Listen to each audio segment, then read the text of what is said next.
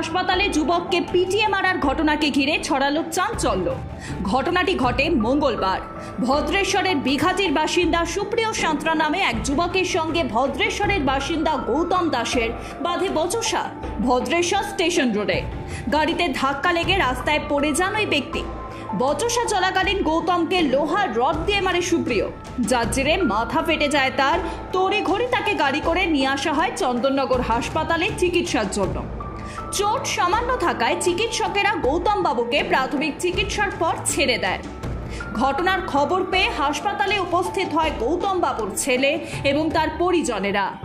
চিকিৎসা চলাকালীন হাসপাতালের গেটে অপেক্ষা করছিল সুপ্রিয় সাঁতরা।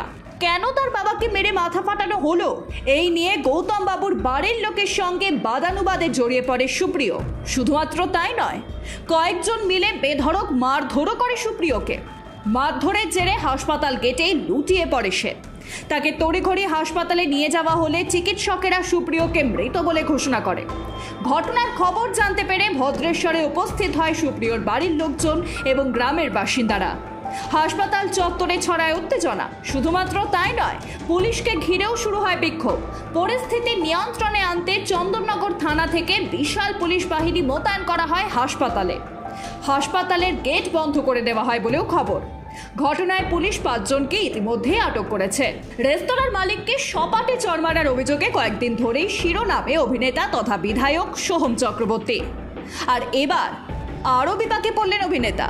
তৃণমূল বিধায়কের বিরুদ্ধে এবার হাইকোর্টে দ্বারস্থ রেস্তোরাঁর মালিক। ঠিক কি ঘটেছিল?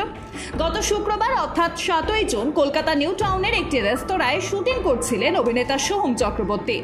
আর সেখানেই রেস্তোরাঁর সামনে শুটিং ইউনিটের গাড়ি রাখা নিয়ে তৃণমূল বিধায়কের নিরাপত্তা রক্ষীদের সঙ্গে বচসা শুরু হয় রেস্টুরেন্টের মালিক আনিসুর আলমের সঙ্গে।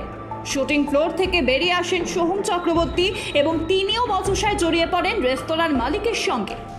অভিযোগ, তখনই সোহম রেস্তোরাঁর মালিককে চড় মারেন এবং ধাক্কা দেন, যা নিজেই অবশ্য স্বীকার করেছেন তৃণমূল বিধায়ক। যদিও রেস্তোরাঁর মালিক টেকনোসিটি থানায় সোহম চক্রবর্তীর নামে অভিযোগ দায়ের করেছিলেন, কিন্তু বেশ কয়েকদিন পেরিয়ে যাওয়ার পরও কোনো পদক্ষেপ নেয়নি টেকনোসিটির পুলিশ। তাই এবার হাইকোর্টে দ্বারস্থ হলেন রেস্তোরাঁর মালিক। মামলা দায়েরের অনুমতি চেয়ে হাইকোর্টে আবেদন করেন রেস্তোরাঁর মালিক, যার অনুমতি দিয়েছেন বিচারপতি অমৃতা সিনহা। আগামী শুক্রবার এই মামলার শুনানি। ফের উত্তপ্ত ভূস্বর্গ। সেনার বেসে হামলা চালালো জঙ্গিরা। ঘটনাটি ঘটে বুধবার মধ্যরাতে। জম্মু কাশ্মীরের ডোডায় সেনাবাহিনীর অস্থায়ী অপারেটিং বেসে হামলা চালানোর অভিযোগ উঠেছে জঙ্গিদের বিরুদ্ধে। হামলায় 5 জন জওয়ান এবং 1 জন পুলিশ অফিসার আহত হয়েছে বলে খবর। তাদেরকে ইতিমধ্যেই হাসপাতালে ভর্তি করা হয়েছে। সূত্রের খবর, বুধবার ভোররাতে ডোডায় সেনাবাহিনীর অস্থায়ী বেসে হামলা চালায় জঙ্গিরা। অতর্কিতে এই হামলা চালানো হয় বলে খবর। তাদেরকে ভর্তি করা হয়েছে হাসপাতালে। যদিও এই হামলার পরেই পাল্টা হামলা শুরু করে ভারতীয় সেনা। ইতিমধ্যেই জঙ্গিদের খোঁজে শুরু হয়েছে তল্লাশি। সূত্র মারফত খবর, শুধুমাত্র সেনাবাহিনীর অস্থায়ী অপারেটিং বেসে জঙ্গিদের হামলা নয়, গতকাল জম্মু কাশ্মীরের কাঠুয়া জেলার গ্রামে ঢুকেও হামলা চালায় জঙ্গিরা, যার পাল্টা জবাব দিয়েছে ভারতীয় সেনা। সংঘর্ষে এক জঙ্গিকে নিকেশ করেছে সেনা। শুধুমাত্র সেনাবাহিনীর অস্থায়ী অপারেটিং বেসে বা গ্রামেই হামলা চালানো নয়। গত 9 জুন, যেদিন প্রধানমন্ত্রী নরেন্দ্র মোদী তৃতীয়বারের জন্য প্রধানমন্ত্রী পদে শপথ গ্রহণ করছিলেন, সেই দিনই বৈষ্ণব দেবীগামী একটি পুণ্যার্থীর বাসে হামলা চালিয়েছিল জঙ্গিরা। হামলা থেকে বাঁচতে খাদে পড়ে যায় বাসটি। ঘটনায় 10 জন পুণ্যার্থী প্রাণ হারান, আহত কমপক্ষে 33 জন। ঘটনার পিছনে পাকিস্তানের ভূমিকা রয়েছে বলে মনে করছে গোয়েন্দারা।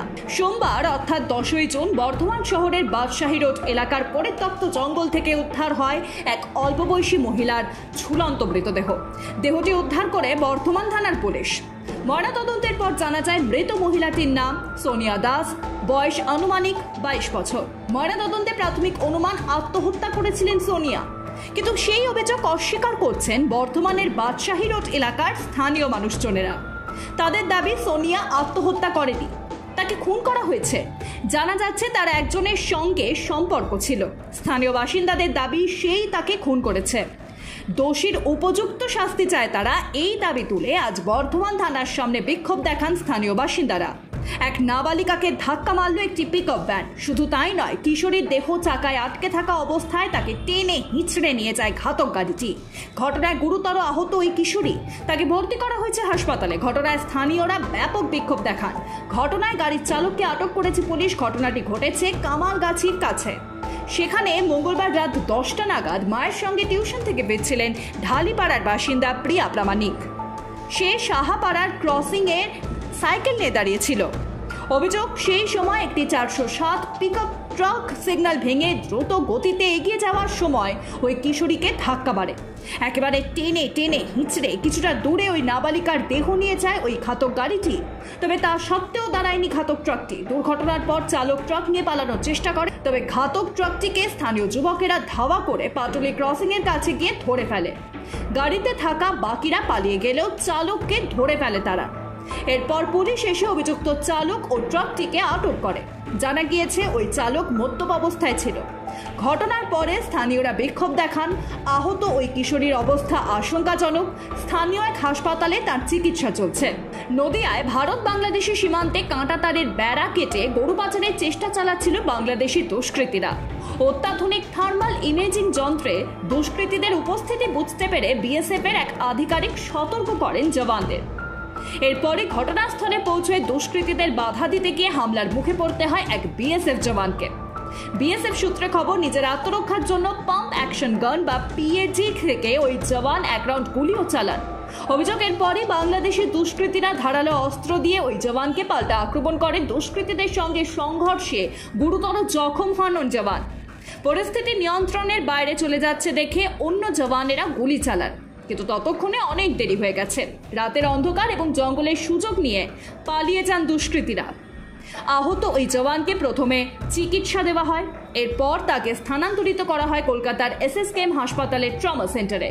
সেখানেই আশঙ্কাজনক অবস্থায় চিকিৎসাধীন ওই বিএসএফ জওয়ান। বিএসএফ সূত্রে খবর, বিএসএফ এর 8 নম্বর ব্যাটালিয়নের নিয়ন্ত্রণাধীন নদিয়া জেলার ভারত বাংলাদেশ সীমান্তে সুন্দর ও বাংলাদেশ প্রান্তে থাকা পালিয়ানপুর এলাকায় সোমবার গভীর রাতে বাংলাদেশি পাচারকারীদের সঙ্গে বিএসএফ জওয়ানদের সংঘর্ষ হয়। বিএসএফ এর তরফে ইতিমধ্যেই বাংলাদেশি দুষ্কৃতীদের নাম পরিচয় জেনে নিয়ে তাদের বিস্তারিত বিবরণ দিয়ে বিজেপির শীর্ষ কর্তাদের জানানো হয়েছে।